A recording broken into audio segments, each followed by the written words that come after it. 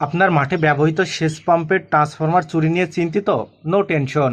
Even আপনারা পৃথিবীর যে কোনো প্রান্তে বসেই আপনাদের জমিতে সেচ দিতে পারবেন, মাঠে উপস্থিত না হয়েই। শুধুমাত্র আপনার হাতে থাকা মোবাইল ফোনের মাধ্যমে পৃথিবীর যে কোনো প্রান্তে বসেই আপনার মাঠে ব্যবহৃত সেচ পাম্পের মোটরটাকে চালু এবং বন্ধ করতে পারবেন। জমিতে উপস্থিত না হয়েই সেচ দিতে পারবেন শুধুমাত্র সেচ বন্ধু ডিভাইস আপনার মোটরের সাথে কানেকশন করার মাধ্যমে। Technology innovation school YouTube channel এবং একই সাথে আমাদের ফেসবুক পেজে আপনারা সেচ বন্ধু ডিভাইস নিয়ে অনেক ভিডিও দেখেছেন, তবে আজকের ভিডিওতে আপনাদেরকে দেখাবো সেচ বন্ধু ডিভাইসে সিম কানেকশন থেকে শুরু করে আপনারা মোটরের কানেকশন কিভাবে করবেন। যারা আমাদের থেকে সেচ বন্ধু ডিভাইস সংগ্রহ করতে চাচ্ছেন তারা এই ভিডিওটি দেখে রাখতে পারেন। ইভেন যারা ইতিমধ্যেই আমাদের থেকে সেচ বন্ধু ডিভাইস সংগ্রহ করছেন তারাও ভিডিওটি দেখতে পারেন। তাহলে ভিডিওটি দেখার মাধ্যমে খুব সহজেই আপনারা এই ডিভাইসটি সেট আপ করে নিতে পারবেন। সো আমরা আর বেশি কথা না বাড়িয়ে চলুন ভিডিওটি শুরু করা যাক। আপনারা যারা সেচ বন্ধু ডিভাইস আমাদের থেকে সংগ্রহ করবেন তারা এই ডিভাইসের সাথে এ ধরনের একটি কেবল পেয়ে যাবেন। ডিভাইসের সাথে আপনাদেরকে একটি সিম কার্ড ব্যবহার করতে হবে। আপনারা সিম কার্ডটির দিকে লক্ষ্য করলে দেখতে পাচ্ছেন এটি মিডিল সিম। আমরা ডিভাইসটাকে ঠিক এভাবে ধরবো। আপনারা একটু লক্ষ্য করুন, আমি সিম কার্ডটি এভাবে ধরেছি, এপাশে কাটা অংশ এবং সিমের লেখা অংশটি উপরের দিকে আমরা মিডিল বরাবর এভাবে লাগিয়ে দিব। এবার আমরা একটি টেস্টারের সাহায্যে সিম কার্ডটাকে প্রবেশ করিয়ে নিব। হালকায় চাপ দিলেই সিম কার্ডটি লেগে যাবে। লক হওয়ার একটা সাউন্ড হলেই আমরা চাপ দেওয়া বন্ধ করে দিব। এবার ডিভাইসটাতে পাওয়ার দিতে হবে। পাওয়ার দেওয়ার জন্য একটি 5 ভোল্ট 2 অ্যাম্পিয়ারের চার্জার প্রয়োজন। এটি টাইপ বি পোর্ট। সো আমরা টাইপ বি পোর্টের একটি চার্জার ডিভাইসের সাথে লাগিয়ে নিই। ডিভাইসের দিকে আপনারা একটু লক্ষ্য করুন, ডিভাইসে একটি সুইচ আছে। এটি নিচের দিকে এবং ওপরের দিকে দেওয়া যায়। আপনারা যদি নিচ থেকে চালু করেন তাহলে আপনাদেরকে সকল ফাংশনের জন্য কল করবে। মিডিলে রাখলে বন্ধ হবে এবং উপরের দিকে রাখলে সকল ফাংশনের জন্য আপনাকে মেসেজ দিবে। মেসেজের জন্য আপনাদের চার্জ প্রযোজ্য হবে। সো আমরা আপাতত কল মোড থেকে ডিভাইসটাকে চালু করব, এজন্য নিচের দিক থেকে চালু করি। আপনারা দেখতে পাচ্ছেন এখানে একটি হলুদ বাতি জ্বলেছে, অর্থাৎ চার্জারের লাইনটা পেয়েছে এবং এপাশে একটি লাল বাতি বিলিং করছে। প্রতি সেকেন্ডে যদি বিলিং করতে থাকে তাহলে নেটওয়ার্কের সাথে কানেক্ট হয়নি। আমরা কিছু সময় অপেক্ষা করি এবং এটি যখন 3 সেকেন্ড পরে একবার বিলিং করবে তখন নেটওয়ার্কের সাথে কানেক্টেড হয়ে গিয়েছে। আপনারা দেখতে পাচ্ছেন ডিভাইসটি নেটওয়ার্কের সাথে কানেক্টেড হয়ে গিয়েছে, যেহেতু 3 সেকেন্ড পর পর একবার বিলিং করছে। এবার আমরা ডিভাইসে থাকা নাম্বারে কল দিব। ডিভাইসে থাকা নাম্বারটিতে আমরা কল দিব।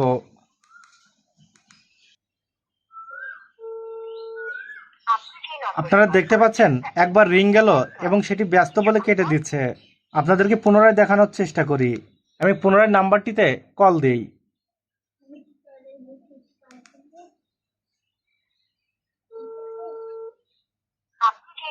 আপনারা দেখতে পাচ্ছেন নাম্বারটি রিজেক্ট করে দিচ্ছে, অর্থাৎ আমার এই নাম্বারটি ডিভাইসের সাথে সেট আপ করা হয়নি।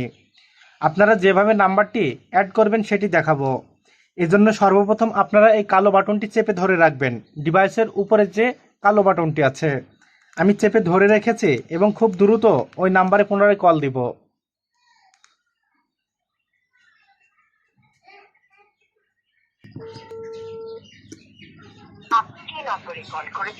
সবুজ বাতিটি জ্বলে গিয়েছে, এজন্য আমি কালো বাটনটি ছেড়ে দিয়েছি।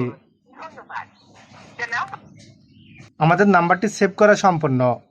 যখনই ডিভাইসে সবুজ বাতিটি জ্বলবে তখনই বুঝতে হবে মোটরটি চালু হয়েছে, আর যদি লাল বাতিটি জ্বলে তাহলে বুঝতে হবে মোটরটি বন্ধ হয়েছে। এবার আমি মোটরটি বন্ধ করব, এজন্য মোটরে থাকা নাম্বারটিতে পুনরায় কল দিব। নাম্বারটি ব্যস্ত বলার সাথে সাথে আমি কলটি কেটে দিব, তাহলে ফিডব্যাক হিসেবে আমাকে একটি কল সে পাঠাবে। কলটি খুব দ্রুত কেটে দিয়েছি এবং দেখুন আমাকে কিন্তু একটা কল সে পাঠিয়ে দিয়েছে, একটা ছোট কল পাঠিয়েছে। ছোট কল আসলে বুঝতে হবে আমি যেই কাজটি করতে চেয়েছি সেটি সাকসেস হয়েছে। এবার আপনারা দেখুন যখন আপনাদের ট্রান্সফরমার চুরি হতে যাবে বা বিদ্যুৎ চলে যাবে আপনাকে কিভাবে অ্যালার্ট পাঠায় সেটি দেখুন। দেখুন বিদ্যুৎ যাওয়ার সাথে সাথে হলুদ বাতিটা কিন্তু বন্ধ হয়ে যাবে। হলুদ বাতিটা বন্ধ হয়ে গিয়েছে এবং কিছুক্ষণের মধ্যে আমাকে কিন্তু কল পাঠাবে। আর যদি আমি মেসেজ মোডে রেখে দিই তাহলে আমাকে মেসেজ পাঠাবে। আপনারা দেখুন বিদ্যুৎ চলে গেছে, এজন্য আমাকে কিন্তু একটা কল পাঠাইছে। আর এই কলটা একটু লং টাইমের। যদি লং টাইমের কল হয় তাহলে আপনাদের বুঝতে হবে বিদ্যুৎ চলে গেছে। আর যদি এই কলটা রাত্রের বেলা হয়, আপনার বাসার বিদ্যুৎ লাইন এবং মাঠের বিদ্যুৎ লাইন যদি একই ফিডারের হয়ে থাকে, তাহলে আপনাকে বুঝতে হবে আপনার বাসার বিদ্যুৎ আছে অথচ মাঠ থেকে বলছে বিদ্যুৎ নেই। এর অর্থ দাঁড়াচ্ছে যে আপনার ফেজ লাইনটি কেউ বন্ধ করে দিয়েছে বা আপনার ট্রান্সফরমারটি কেউ খোলার চেষ্টা করছে। আপনাকে দ্রুত মাঠের দিকে রওনা হতে হবে। আশা করি বুঝতে পেরেছেন। যদি এরপরও বুঝতে সমস্যা হয় তাহলে ভিডিও স্ক্রিনে দেওয়া নাম্বারে যোগাযোগ করবেন। সো এবার আমরা দেখব বিদ্যুৎ যখন ফিরে আসে তখন পুনরায় আমাদেরকে কল করতে পারে কিনা। দেখুন হলুদ বাতিটা জ্বলে গিয়েছে, অর্থাৎ বিদ্যুৎ চলে এসছে। বিদ্যুৎ আসার পরে মোটরটি আপনা আপনি চালু হয় কিনা সেটাও দেখুন। চালু কিন্তু হবে না, বন্ধ মোটেই থাকবে। এবং আমাকে একটি কল পাঠিয়েছে। দেখুন কলটা কিন্তু খুব ছোট। যদি ছোট কল আপনা আপনি আসে তাহলে বুঝতে হবে যে বিদ্যুৎ আসলো, আর যদি বড় কল হয় তাহলে বুঝতে হবে বিদ্যুৎ চলে গেল। এবার আমরা দেখব যে এই ডিভাইসটা কিভাবে কানেকশন করতে হবে। ডিভাইসটা কানেকশন করার জন্য আপনাদের সকেটটা এভাবে লাগাতে হবে। আপনারা একটু লক্ষ্য করুন, নর্মালি আপনাদের মোটরে কিন্তু এভাবে কানেকশন করা থাকে। একটি ফেজ লাইন লাল সুইচে ইন হয়, লাল সুইচের অপর পাশ থেকে সবুজ সুইচে চলে যায় এবং এই মিডিল পজিশন থেকে বাইপাসিং এ যায় এবং সবুজ সুইচের বিপরীত থেকে এটি ম্যাগনেটিক কন্ডাক্টরের A1 এ যায়। নর্মালি আপনাদের মোটরে এভাবে কানেকশন করা আছে। আর এই ডিভাইসটা সেট আপ করার জন্য আমাদের কি পরিবর্তন করতে হবে সেটি একটু দেখুন। যে ফেজ লাইনটা ছিল সেটি মূলত এই জায়গাতে লাগানো ছিল। এই ফেজ লাইনটা মূলত আমরা এখান থেকে খুলে ফেলে ডিভাইসের এই কালো তারটি লাল সুইচের এই পয়েন্টে লাগিয়ে দিব এবং লাল তারটি এই ফেজ লাইনের সাথে লাগিয়ে দিব, অর্থাৎ একটি সিরিজ কানেকশন হবে ঠিক এইভাবে। আশা করি বুঝতে পেরেছেন। এবার সবুজ তারটি আমরা ম্যাগনেটিক কন্ডাক্টরের A1 এর সাথে লাগিয়ে দিব। মূলত এভাবেই শেষ বন্ধু ডিভাইসের কানেকশন করা হয়ে থাকে। এখন এভাবে যদি আপনারা কানেকশন করেন তাহলে আপনারা ডিভাইস ছাড়াই ম্যানুয়ালি মোটরটা অন অফ করতে পারবেন। সবুজের চাপ দিলে মোটরটা অন হবে ম্যানুয়ালি এবং লাল সুইচের চাপ দিলে মোটরটা ম্যানুয়ালি বন্ধ হবে। সো আশা করি আপনাদেরকে বোঝাতে পেরেছি।